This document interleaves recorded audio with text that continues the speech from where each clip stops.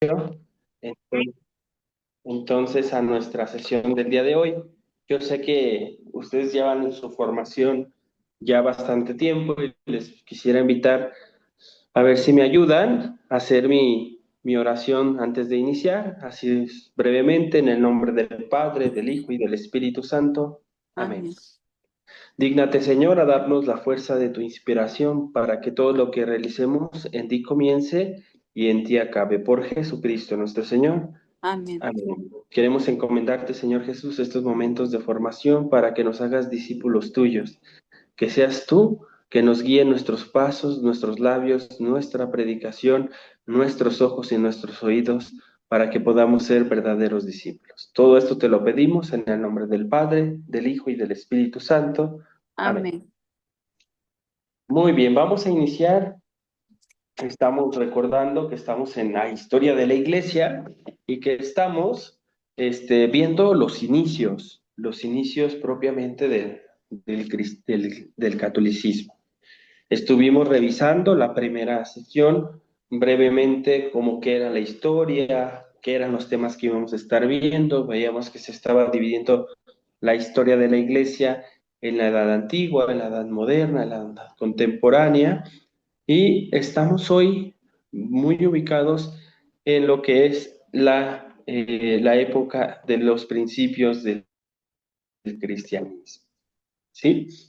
Y tengo hoy como tema, vamos a hablar ya un poquito de los discípulos de Jesús, recordando que los discípulos de Jesús fueron 12 los principales iniciadores de los seguimientos de Jesús y recordando que Jesús a lo largo de los pasajes bíblicos va a llamar a cada uno de estos discípulos, ¿verdad? Jesús los escogió entre los más humildes a sus discípulos, a diferencia de lo que hacía el Imperio Romano. El Imperio Romano, ya lo habíamos platicado, creo que en la sesión pasada, hablaba de llevarse a los grandes funcionarios, a las personas más sabias, a las personas con más poder, a las personas con más influencia. Cuando hablamos de Jesús, agarra pescadores, agarra personas sencillas, personas no muy doctas, personas que no eran muy capacitadas ni para el lenguaje, ni para la oratoria, ni mucho menos, y sin embargo se quiere escribir de esos humildes para llevar su obra de salvación cada vez más y más grande. Entre estos discípulos, pues recordaremos a ese gran discípulo Pedro, que cuando Jesús lo llama, deja todo y se va con él. Y le dice una frase impresionante, queridos hermanos, yo te haré pescador de hombres. Sí, entonces deja todo, dice la palabra de Dios que deja las redes y se va y lo sigue, ¿no? Estaba acompañado de su hermano Andrés, si no mal recuerdo. Entonces, la Sagrada Escritura nos va a ir llamando, nos va diciendo cada uno de los momentos en los cuales los llama a los discípulos, ¿verdad? Otro los va a ver, otro les va a decir que se bajen, otro les va a decir que vengan, ¿sí? Al final del día, todos dejan su proyecto de vida para poder seguir sirviéndole a Él. En tiempos de Jesús dice Mateo 16:18, desde ahora serás Pedro y sobre esta piedra edificaré mi iglesia. Todavía nosotros en la actualidad, queridos hermanos, llevando la sucesión apostólica, sabemos que desde ese momento que se instituye realmente el papado, se instituye como Pedro, como la piedra angular de esta iglesia, se lleva hasta el día de hoy con nuestro Papa Francisco, ¿verdad? En esta sucesión apostólica, Dios vio bien que este apóstol, Pedro, impulsivo, ¿verdad? Un tanto, este, pues torpe en sus actitudes, sin embargo, Dios lo escoge para que sea el líder de su iglesia, ¿verdad? Vamos a, dice Jesús, vamos a ver un poquito, ¿sí? Después del llamado, vamos a ver que Jesús quiere celebrar la Pascua. Jesús le dice a sus discípulos que quiere celebrar fervementemente la Pascua antes de su pasión. ¿Sí? En esta Pascua se instituye grandes cosas, entre ellas el sacramento de la Eucaristía. ¿Sí? El sacerdote hoy repite los gestos de Jesús con el vino y con el pan, que se transforman de una manera real en el cuerpo y en la sangre de nuestro Señor. Para nosotros los católicos no es un simbolismo, para nosotros no es un signo simplemente, para nosotros los católicos desde los primeros cristianos vamos a ver que hay una ferviente emoción por celebrar la Eucaristía, la fracción del pan, que era como le íbamos a llamar las primeras comunidades, y vamos a ver que para nosotros es presencia real, ¿sí? Hubo un tiempo, queridos hermanos, donde se quiso cambiar el concepto de transustanciación con el de transfiguración, o transignificación, perdón, ¿sí? Que era quitarle valor a la presencia real de la Eucaristía. Esto fue propuesto por algunos teólogos allí en Holanda y que fueron verdaderamente refutados, ¿no? Ya lo veremos cuando llegaremos a ese momento de la historia de la iglesia, porque todavía vamos a ver hermanos, ¿sí?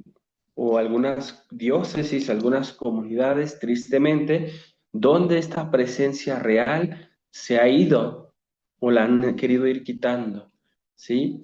Porque tristemente nuestros ritos y nuestra teología católica se ha ido contaminando con teología de hermanos separados, de hermanos protestantes, ¿verdad? Que también lo analizaremos cuando lleguemos a ese momento, ¿sí? Entonces, nada más yo quiero invitarles a recordar que este mensaje que se da en la Pascua, esta institución de este sacramento importantísimo, es porque el Señor quiere quedarse con nosotros, el Señor quiere quedarse contigo y conmigo por medio de la alimentación, por medio de alimentar nuestro cuerpo, pero sobre todo alimentar nuestra alma y así entonces tener esta gracia que nos da la Eucaristía para poder estar más en la presencia de Él. ¿Sí? Así que el mensaje de Jesús causa miedo a todos los poderosos de su tiempo, porque vamos poniéndonos en contexto de ese tiempo. El Imperio Romano siempre implementaba la fuerza y el poder, ¿sí? Cuando instituían, se daba verdaderamente esta fuerza y este poder que se da, ¿sí? Y sin embargo, el mensaje que Dios trae también a partir de este mensaje pascual va a ser el del amor. El del amor. ¿Cómo le tenían tanto miedo, queridos hermanos, a ese mensaje de amor, de perdón, ¿sí? Que convencía claramente a los hermanos de ese tiempo. Después de la Pascua, queridos hermanos, va a venir la pasión de Jesús. La pasión de Jesús para nosotros como iglesia y más para nosotros que estudiamos un poquito más la historia, va a ser una historia verdadera, donde nosotros en el Via Crucis recordamos los sufrimientos de nuestro Señor Jesucristo, ¿sí? Donde sufre desde un principio la traición de uno de esos apóstoles, donde va a sufrir los primeros latigazos que tenemos nosotros aquí al lado izquierdo de nuestra pantalla, donde Poncio Pilato lo expone al público para poderlo dejar ir libre, pero el pueblo al final del día dejó libre al famoso Barrabás, ¿verdad? Entonces, el Maestro Jesús muere en la cruz y se cumplen las profecías que ya venían desde el profeta Isaías, ¿sí? Muere en la cruz.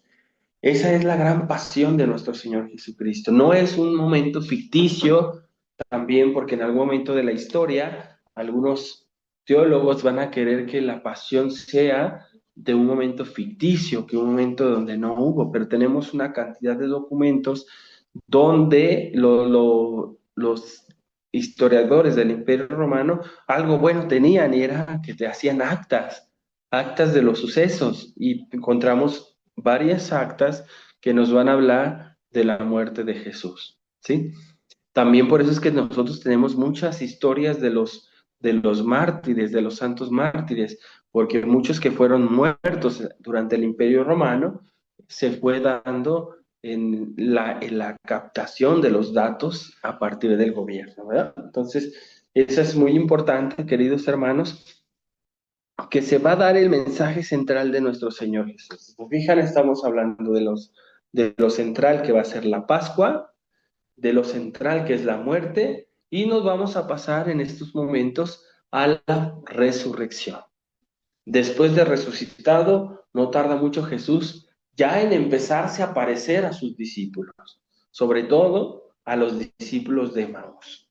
Son estos hombres que venían tristes en el camino, desalentados porque pensaban que Jesús había sido el Mesías, pero se lo habían muerto. Si se les aparece el Maestro, se les aparece Jesús en el camino y empieza a explicarles la Sagrada Escritura desde el principio, y dicen ellos que con razón les ardía el corazón. El arder del Espíritu Santo, queridos hermanos, es un arder impresionante que surge desde las entrañas de nosotros y que va iluminando nuestro entendimiento porque el Espíritu Santo nos va poseyendo y así vamos a reconocer a Jesús. Y otro elemento fundamental que se da en los discípulos de Maús va a ser que se lo reconocen hasta que empieza la fracción del pan, donde empiezan la fracción verdadera de la Eucaristía. Cuando el maestro empieza, reparte el pan y ahí en ese momento es cuando lo reconocen. Y en ese momento el maestro deja de estar ahí delante de ellos para estar dentro de la Eucaristía.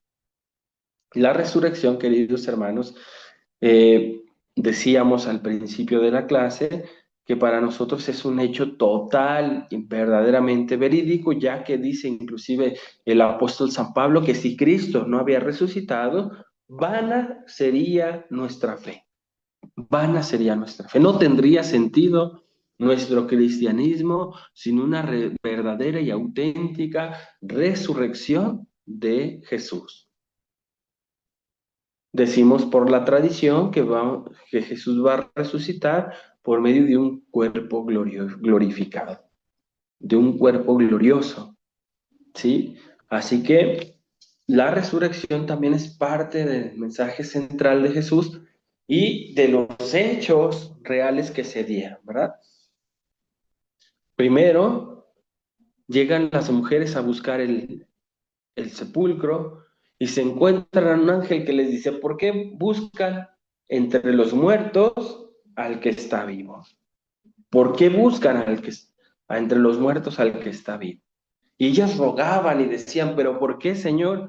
¿A dónde te has llevado a mi Señor? Sin embargo, vayan y díganle a los apóstoles que Jesús ha resucitado. Y ahí van corriendo las mujeres y empiezan a propagar el mensaje, ¿verdad? Pero es tanta la desilusión, dicen los hermanos eh, exégetas, que si no hubiera verdaderamente resucitado, si los apóstoles no lo hubieran visto realmente, ¿sí? Si no lo hubieran visto con sus propios ojos, no hubieran suscitado la esperanza de seguir predicando la palabra de Dios. Por eso es que nosotros creemos que la resurrección tuvo que haber sido, sí, realmente un hecho histórico y no un hecho, sí, solamente psicológico de los apóstoles, ¿verdad? Después de la resurrección, en este mismo contexto, el mandato de Jesús después de la resurrección es esa gran misión que tienen todos los bautizados. Usted, mi hermano que me está escuchando allá, yo que estoy de este lado, todos tenemos una gran misión por el simple hecho de ser bautizados, que es ir por todo el mundo, predicar el Evangelio y para nuestros hermanos sacerdotes bautizar en el nombre del Padre y del Hijo y del Espíritu Santo. Es allí donde se da verdaderamente este gran mandato de evangelizar, que no está reservado para nuestros hermanos sacerdotes, ¿sí? Eso no le gusta mucho a mi señor cura de aquí, de la parroquia donde estoy, de decir, pero así nos lo dice el catecismo. El sacramento del matrimonio y el sacramento del orden sacerdotal están íntimamente en el mismo nivel, porque los dos son sacramentos de servicio a la comunidad. Nosotros, como laicos, estamos llamados, pues, a predicar con fuerza y con poder la palabra de Dios, ¿sí? Y más aún, tenemos el compromiso, ya nos diría Juan Pablo II en todo su magisterio que estuvo en su pontificado, de ser verdaderos agentes de transformación en el lugar donde nosotros nos desenvolvemos. Nosotros estamos llamados a predicar la palabra de Dios en el lugar donde estemos, en nuestro trabajo, en la escuela, en la acción política, en la parte donde nosotros nos desenvolvemos. Estamos llamados a hacer esa presencia de Dios en ese lugar donde nosotros estamos. Así nosotros cumplimos este gran mandato, el mandato de ir a predicar y a evangelizar a todo el mundo. Fíjense, queridos hermanos, cómo es importante que nosotros como católicos veamos cómo surgimos con 12 apóstoles, 12 simples apóstoles, y cómo nosotros hemos ido creciendo a lo largo de todo el tiempo. Hoy en la actualidad, sí, tenemos aquí una diapositiva adelante, donde nos vienen los católicos de todo el mundo. No sé si ustedes se han dado cuenta de cuántos católicos en el mundo somos, ¿sí? Porque pensaríamos que somos muchísimos, y si somos muchos, no lo vamos a negar, pero todavía estamos muy, muy, muy lejos de todavía de estar un mundo completamente evangelizado, ¿sí? En la parte superior tenemos aquí donde dice que los católicos somos, esa es la estadística del año pasado, 17,74% de la población mundial somos católicos. Para mí, ya hace unos años que vengo manejando estas estadísticas, para mí sigue siendo verdaderamente escandaloso. No sé si para ustedes, queridos hermanos, porque somos una pequeña fracción del mundo, una pequeña fracción del mundo donde ya está, eh, donde somos católicos. Sí, aquí lo tenemos por continente. En el continente americano somos el 63,80% de la población total del continente. En África, el 19,49%. En Europa, el 39,62%. Y en Asia, 3,31%. Y en Oceanía tenemos 26,34%. Son porcentajes, hermanos, que verdaderamente bajos. En esta, ya no lo puse aquí, pero en la misma estadística nos hablará de que en Europa, por ejemplo, el número de cristianos sigue aumentando, eso es bueno decirlo, queridos hermanos, el número de cristianos ha ido aumentando en los últimos años, esa es una realidad. ¿Sí? Según nuestras estadísticas que tenemos en lo interno de la iglesia, que van a ser la agencia del DOM, ¿sí? Los encargados del Domingo Mundial de las Misiones, festejado en octubre, nos dan estas estadísticas. Lo preocupante, por ejemplo, es en Europa, donde bajó el 2% de católicos, pero ha habido un aumento en África, en Asia y en Oceanía, ¿sí? Entonces, vean ustedes, queridos hermanos, cómo nosotros hemos ido incrementando nuestra población con esos 12 discípulos.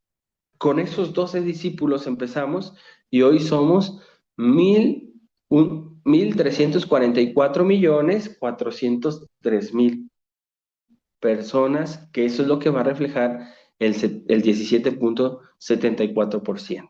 ¿Sí? No sé si haya dudas hasta aquí, preguntas, y si no, seguimos.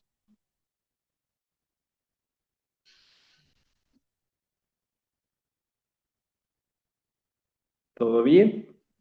Muy bien. Vamos a ver cómo entonces empezó el mensaje de los discípulos. El mensaje de los discípulos se expande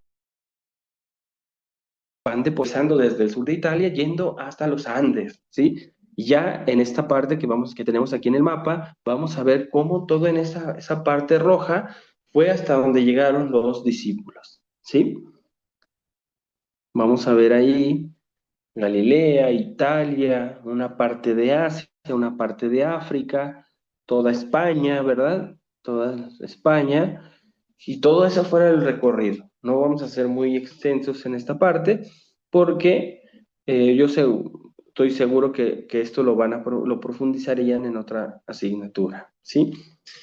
Fíjense bien, el emperador Augusto quiso imponer la religión pagana en todo el imperio, pero todo esto fracasó porque sobre todo desde Egipto llegaron algunas nuevas divinidades.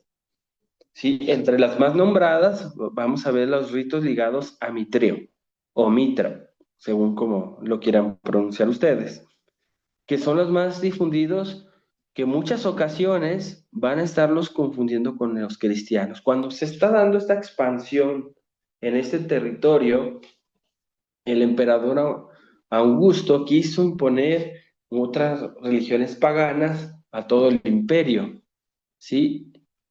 Y era un verdadero conflicto, queridos hermanos, porque habiendo tantas, sobre todo esta de Mitreo que viene de Egipto, ¿sí? Se van dando las grandes confusiones y a todos estos ritos tenemos que añadir que también se vivía la parte de la magia y la superstición, ¿sí?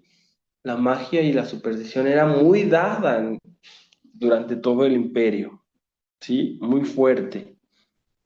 En la que refugiaban el pueblo, pero los vacíos que estos cultos, los vacíos, perdón, los vacíos que estos cultos dejaban a la gente, les dejaban un hueco tremendo, tremendo, como ese hoy en la actualidad. Si se fijan, esta parte que está pasando, pareciera que estábamos hablando del tiempo moderno, ¿no? Hay otro tipo de dioses, ¿sí? El dios de la espiritualidad, sí, religión no, y esta parte de la magia y la superstición que sigue existiendo constantemente en nuestra religiosidad, ¿sí? Muy constante. Con la entrada de la nueva era, de la New Age, que es una mezcolanza completa, donde busca dar la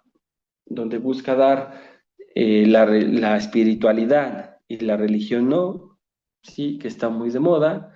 Vamos a ver que esto ya no es nuevo, queridos hermanos.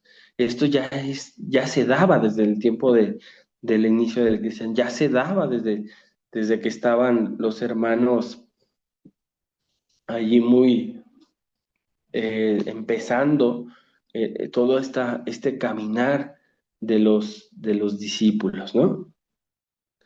El mensaje que traían los discípulos con el monoteísmo y la novedad que dejaba el mensaje de Jesucristo comenzaba a tener raíces bastante fuertes.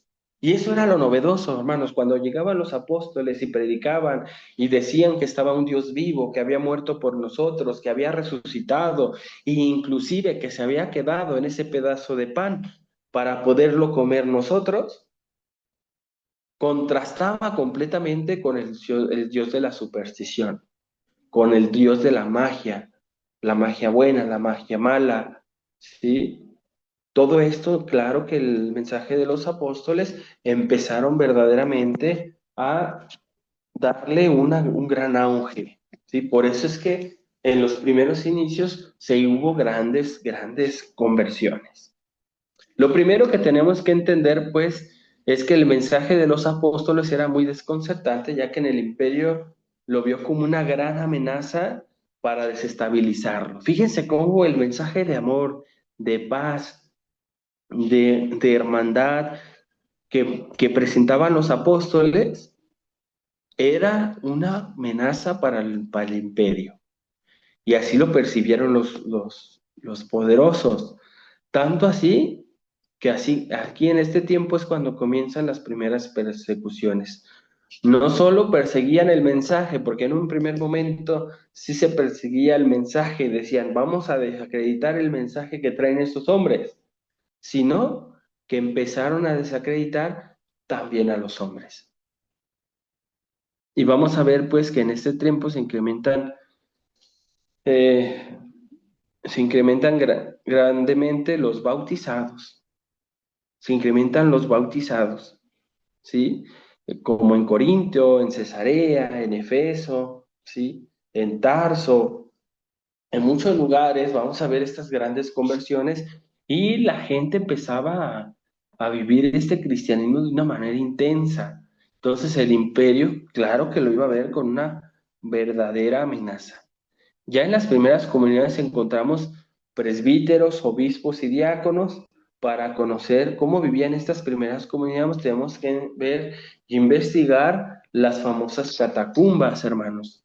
¿Cuál es el registro histórico que nosotros más tenemos de cómo vivían estas primeras comunidades? Van a ser los gráficos que encontramos en las catacumbas abajo de todo lo que era la ciudad del Vaticano, ¿sí? Vamos a encontrar, por ejemplo, me voy a brincar aquí. Bueno, me voy a brincar un poquito.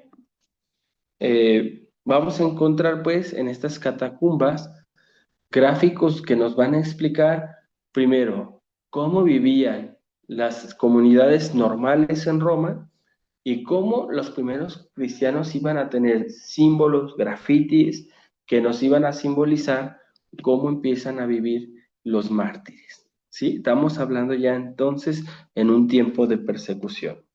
No podemos dejar, queridos hermanos, de afuera a este gran personaje, San Pablo de Tarso. En San Pablo encontramos un hombre realmente con sentido cristiano, digo, con sentido religioso. Es el San Pablo, antes de la conversión, queridos hermanos, el que vive una radicalidad en su pensamiento religioso y el que hace, ¿sí?, llevar al extremo, ¿sí?, de ver peligrada su fe con esos llamados cristianos. ¿Sí? Y es por eso es que en esta radicalidad él va a buscar perseguirlos y llega a matar a bastantes, ¿no? Llega a matar a bastantes y vamos a ver cómo este hermano, el que se le presenta, ¿sí?, es el mismo Jesús con una luz incandescente, dice la palabra de Dios, que lo tumba del caballo, que lo tumba de la soberbia, que lo tumba de esta persecución, e inclusive lo interpela, le dice, ¿me buscas, Pablo de Tarso? Aquí estoy, soy Jesús, y se queda totalmente ciego, ¿no? Tenía que venir acompañado ciertamente de un milagro, de un signo, ¿sí? La presencia de Dios, como lo vamos a ver en toda la historia, ¿sí?, de la salvación. Cuando nosotros estudiamos historia de la salvación, nos vamos a percatar que todos los hechos de Dios, desde Yahvé, desde el Antiguo Testamento, van a estar acompañados verdaderamente de un signo. Y regularmente ese signo, queridos hermanos, va a ser un hecho extraordinario, va a ser un milagro. Y en este caso no es ninguna excepción. Cuando San Pablo llega, le dicen con qué discípulo ir, va y lo busca y le regresa la vista y se ponen en la asamblea y nadie lo quiere, le tienen miedo. Y sin embargo llega a ser San Pablo una de las personas que son verdaderamente, ¿sí?, las, las difundadoras del mensaje de Jesús, donde llega inclusive a más allá de lo que San Pedro quería llegar. Llega hasta los momentos, hasta los romanos, llega hasta los dioses griegos, los interpela. Muchos decían, está loco, ¿cómo uno en Dios se va a hacer uno de nosotros? Y todavía para acabarla se va a dejar matar para después dejarnos comer. Para muchos griegos este era un mensaje verdaderamente perturbador, ¿sí? Les movía completamente todo lo que ellos tenían, ¿sí? Todos los que ellos tenían de esta concepción de sus dioses. Hay en estas catacumbas, queridos hermanos, hay dos frases fundamentales que yo quiero rescatar, sobre todo por el mundo teológico que vivimos el día de hoy. Creo que son verdaderamente importantes para sacarlas a colación. Una frase de San Pablo y una frase de San Agustino que lo vamos a encontrar en esas catacumbas que nosotros decimos. La primera frase que tenemos en el primer punto es de una frase de San Pablo que dice, el cáliz que bendecimos, ¿acaso no es el de Cristo? De igual manera el pan que comemos, ¿no es la comunión con Cristo?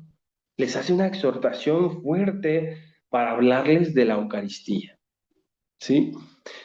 La frase de San Agustín, de Agustino, es una frase que quiero que hoy, queridos hermanos, en sus momentos de oración de esta semana, la pudieran traer realmente a su mente. Dice, este alimento nos llega con el nombre de la Eucaristía y nadie debe consumirlo sin creer nuestra doctrina y sin vivir como Jesucristo ha ordenado. Quiero que vean el poder de estas palabras cuando yo estaba repasando mis textos, cuando yo estaba repasando mis apuntes de esta asignatura de historia de la iglesia, me recordaba bastante este momento de reconocer la presencia real de Jesús, que nadie lo tiene que consumir si no está auténticamente preparado, primero confesado, y que no está verdaderamente convencido de la doctrina. Y peor aún, si no está uno convencido de querer vivir como Jesucristo.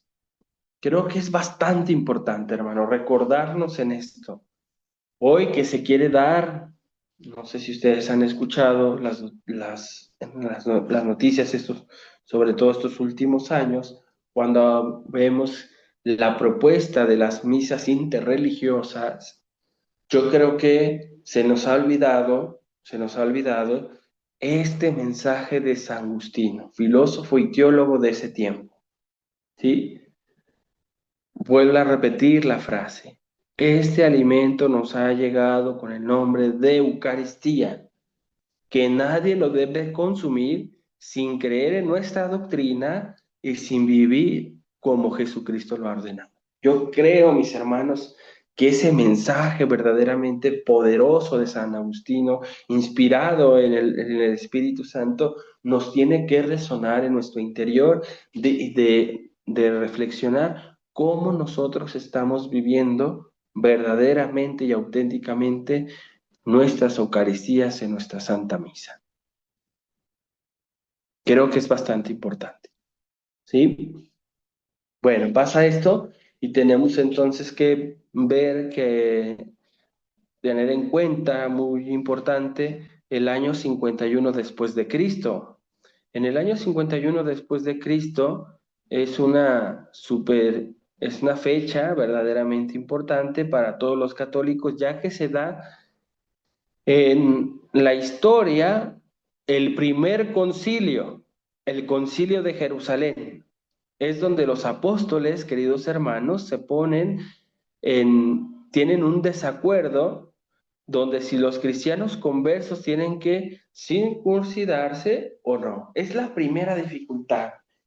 Pero no solamente pasa eso, queridos hermanos, si leemos el libro de Hechos de los Apóstoles, San Pedro también, San Pedro estaba como que muy a gusto, nada más predicando a Jerusalén, todo eso, y empieza la primera confrontación con San Pablo diciéndole que el mensaje que traemos de Jesús es un mensaje católico, un mensaje universal, y que tenemos que expandir nuestra evangelización fuera de Jerusalén. Y es el primer confrontazo que se dan San Pedro y San Pablo. El segundo que se va a dar es en este año 51, que va a ser que Pedro quería auténticamente que todos tuvieran la circuncisión, ya que esa era una alianza para los judíos. Pero San Pablo, queridos hermanos, no va a hablar de esto. San Pablo nos va a decir que, eh, el mensaje cristiano y los nuevos cristianos tienen que ser acogidos de cierta manera para en ese ambiente en que ellos están, que desde ahí puedan recibir el mensaje de Dios y puedan recibir a Jesucristo, donde no va a ser necesario que ellos se tengan esta circuncisión, ¿sí? Entonces, queridos hermanos, prácticamente palabras más, palabras menos, vamos a ver que se acepta, se convence a San Pedro, al colegio, al colegiado que va a ser la congregación de los apóstoles, y vamos a ver que ahí se va este primer encuentro, este primer acuerdo que van a tener los concilios, que a partir de aquí vamos a ver que va a haber bastantes concilios, y los concilios van a ser muy importantes a lo largo de toda nuestra vida porque de nuestra vida como iglesia, porque nos van a ayudar a discernir a la luz del Espíritu Santo las auténticas verdades de fe. Póngale ahí con color rojo. Nos van a ayudar a encontrar las auténticas verdades de fe y a descartar las, las mentiras de la fe o las distorsiones, ¿sí? Acabado el concilio de Jerusalén en el año 51 después de Cristo, y la expansión es cada vez súper rápida, ya lo decíamos, ¿no?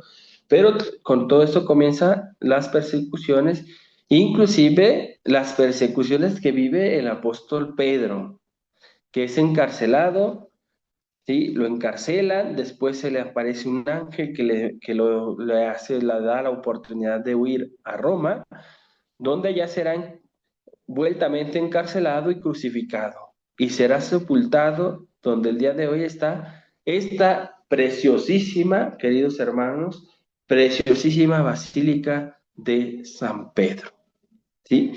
Empiezan las persecuciones, hermanos, empiezan a matar cristianos, ¿sí? Donde empiezan verdaderamente a, a descubrir que el mensaje es peligroso, y empiezan cada vez más, ¿sí? A perseguir, ¿sí?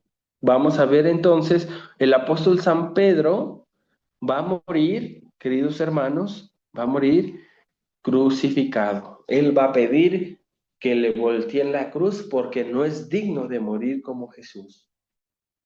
Y es que así lo apresan, y es que así lo crucifican, ¿sí?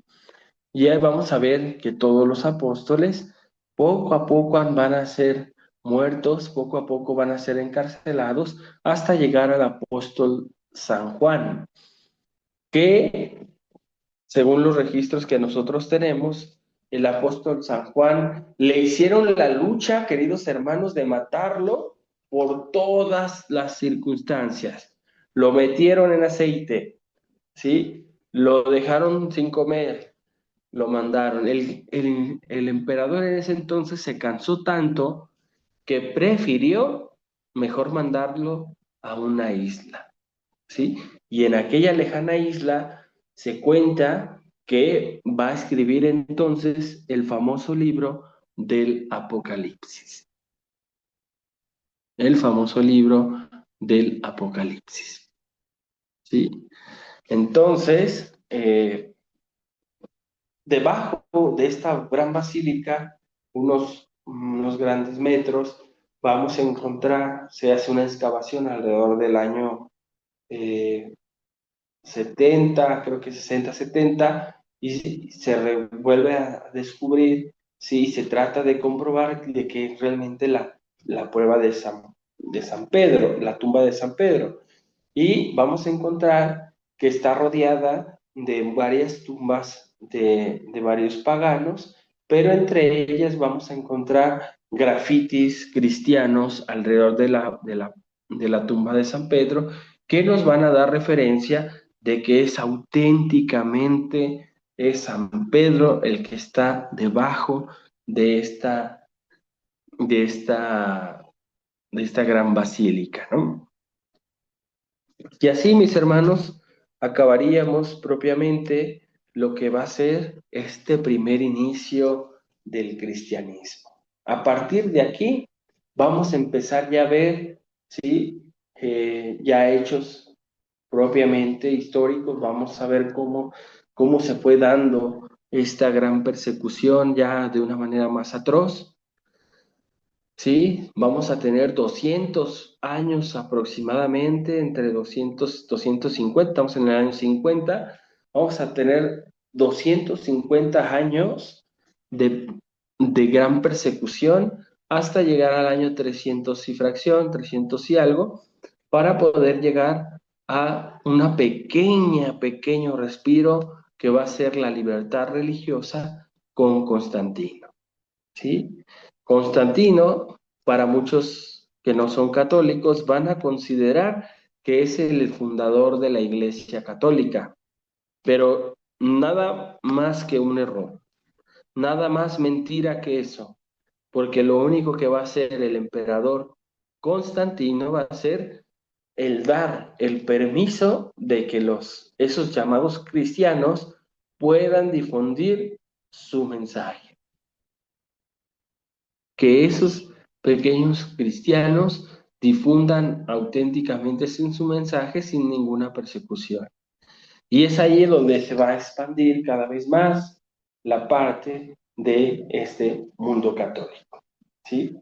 Iremos viendo pues poco a poco cómo se va a ir expandiendo en una parte primero del imperio y después se va a ir a la segunda parte del imperio romano, ¿sí? Inclusive vamos a ver más adelante cómo se evangelizan a los bárbaros.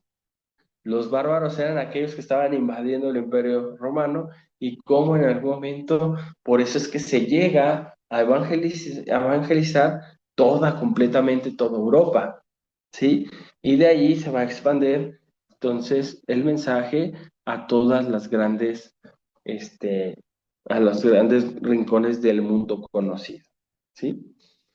Eso es más o menos a grandes rasgos, queridos hermanos, lo que vamos a estar viendo en estas interesantes clases, porque nos vamos a meter ya de lleno a las fechas, a los números, nos vamos a ver las intenciones de estos emperadores y vamos a ver también algunas acciones cristianas. Yo quiero tomar la historia de la iglesia no solamente como fechas y números y personajes, sino que vamos a tratar de descubrir cómo hay un hilo conductor que es el Espíritu Santo, el que va guiando a esta iglesia con tropezones, ¿verdad? Sí, con descalabros, con dificultad, pero nos va a llevar a esa iglesia que fundada por Jesucristo y custodiada precisamente por este Espíritu Santo Divino que la libra de error, ¿sí?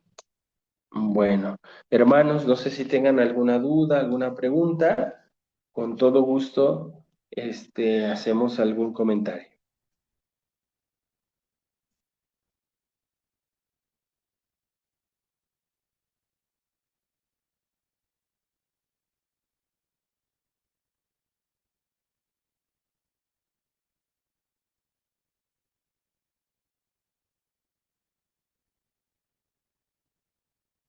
Nada, ¿todo bien?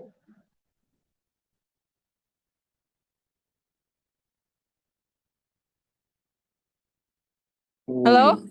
¿Hello? Sí, sí, sí, Oh, adelante, yo soy la que pregunto mucho. Soy adelante, Rosa. adelante. Lo que yo le quiero, siempre me estoy confundida. ¿San Pablo anduvo con los discípulos o San Pablo empezó después que mataron a los discípulos? Los Porque, discípulos, San Pablo no anduvo con Jesús, más bien, ajá, yo sé, pero porque, sí, sí anduvo con los discípulos, sí, sí conoce a los discípulos.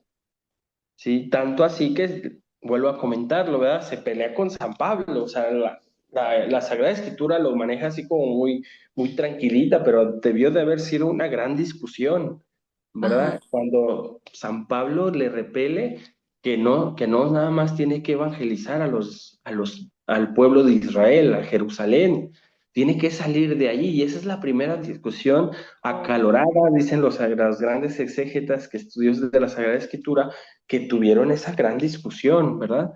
Entonces, sí, San Pablo conoció a los discípulos e inclusive llegó a hacer equipo con ellos para poder difundir.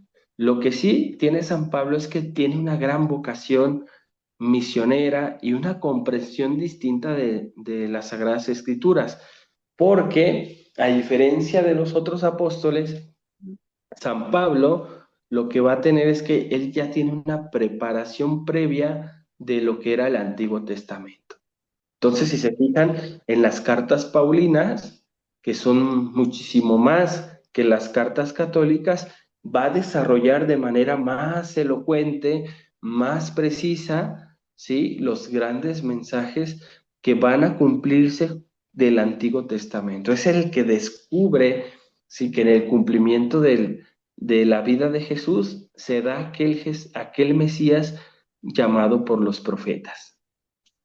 Oh, porque yo me confundía porque siempre dicen San Pablo, pero empezó en los Corintios, ¿verdad? Es cuando San Pablo empieza con el libro. Eh, Porque lo que pasa es que empieza cuando lo veíamos en las diapositivas pasadas, sí, cuando yo San no. Pablo empieza en su mensaje, él empieza a la par a muchas comunidades. Entre ellas sí empieza con Corintios, luego se va con Efesios, luego se va con Tesalonicenses y se va a Tarso y se va a Damasco y empieza a darle a toda esa ciudad. En las diapositivas que tenemos por aquí, Ajá. sí, del segundo mapa que pusimos, en lo que estaba en rojo era completamente toda la ruta que se aventó San Pablo. Oh, wow, mucho. Entonces, realmente, el que realmente salió a difundir fue San Pablo, que ya después, a su vez, lo vamos a ver en los capítulos que siguen, vamos a ver los discípulos de los discípulos, donde van a entrar Oh, entonces lo que nosotros conocemos como los padres de la iglesia, ¿sí? oh, ok. So, Lo que cuando, los padres de la iglesia, en su mayoría, fueron discípulos de algunos de los discípulos. cuando San Pablo entró, fue cuando como que animó a los discípulos, vayan, no se queden ahí, salgan a predicar a muchos lugares, ¿verdad? Así es, y todavía estamos Oh, nosotros en esa misma, ¿no? sí, Veíamos que somos nada más el está 17% triste, ajá. de católicos en el mundo. Pareciera, por ejemplo, en Estados Unidos, en México, donde somos muchos, pareciera que fuéramos mayoría, pero la realidad es que tenemos mucho trabajo que hacer, Oh, muchísimo trabajo. Cuando veamos el siglo moderno y nos metamos a la parte del Concilio Vaticano II, nos vamos a dar cuenta que a partir de allí se bajó un poquito la época misionera, cuando nosotros aceptamos que aquellas semillas del verbo, ay, sí, no, aquellos Samuelita, aquí que no estaba son católicos pueden alcanzar en la misericordia de Dios, dice el concilio, la salvación. Y esto se malentendió. Se le dio la interpretación que entonces no se ocupaba el bautismo para ser salvos. ajá. Y en eso, pues eso trajo una gran crisis que la vamos a analizar cuando lleguemos a esa época. Pero la realidad es que eso es un error gravísimo. Nosotros tenemos esta labor Sí, antes ya evangelizadora, pasaba eso y todavía no, muchos así católicos, como es, dice usted, qué triste, ¿verdad? Deberíamos de ser más. así Ujú. es, porque si no, entonces cuando venga en su venida, en la parucía, en la segunda venida Oh, de ya sé. Jesús, ¿qué cuenta le vamos a dar? ¿Sí? O Por se eso dice fue, San yo le Pablo. dije que, ¿sí me oye? Sí, yo sí la escucho, perfecto. Sí, es que le está diciendo que qué triste, ya pasaba eso en los antepasados de que no vemos mucho, no queremos salir a predicar, ¿verdad? Y todavía sigue igual. Así es. Ajá. Así Ujú. es, y ahí quedamos. Entonces, es una invitación que nosotros nos deberíamos de hacer. ¿Qué tanto estoy dispuesto a predicar la palabra de Dios? ¿Y qué tanto estoy dispuesto a hacer en el nombre de Jesucristo? En el nombre de Jesús, ya. Sí, Amén. aunque nos cueste la vida. Sí, sí, entonces otra pregunta. Pedro Sí, fue el primero que crucificaron, ¿verdad? Fue el primero. sí, Y luego San Juan, que dice usted que me quedé un poquito interesada. San Juan dice que lo mandaron a la isla ¿Y cómo Sí, murió al fin? Porque yo sé que escribió el último libro de Apocalipsis, ¿verdad? sí. ¿Cómo se murió ahí en la isla antes o no se dieron Él se, cuenta? él se Ajá. murió por muerte natural. Oh, pero tuvo tiempo de Lo escribir el metieron en último. aceite ardiendo. Ajá, Lo quisieron acuchillar, lo ajá. dejaron sin comer, le hicieron todo lo posible que pudo el gobierno romano y se cansaron de no poderlo matar. Por eso es que Quemar, lo querían mandan, quemar. Ajá. y por eso lo mandan a la isla, pues allá déjenlo, ¿sí? Y pues allá que se muere, y si se muere de edad Sí, avanzada, ¿verdad? Sin de edad comer y nada. avanzada, Pero según yo, en la isla de Pasmo, si no mal recuerdo, no estoy Isla seguro. de Pasmo, ok. Sí, Pero sí nos dejó el último libro, ¿verdad? y Isla de que es Pasmo. allí, se cambia el nombre, sí, no lo conocían como Pablo, sí, digo como Juan, perdón, se cambia el nombre pues para pasar desapercibidos, sí, y él mandaba las cartas, acuérdense que aquellas cartas que también las cartas de Juan se escriben en Primera, ese mismo tiempo, ¿no? primero Y de Juan y segunda. después se escribe el libro del Apocalipsis. El apóstol. Ok. Ujú. Gracias. Bien. No, pues muchísimas gracias a usted por preguntar. No sé si hay alguien más, si no prácticamente sería todo. Ok. Bueno, muchas gracias. Que Dios lo bendiga. Muy interesante.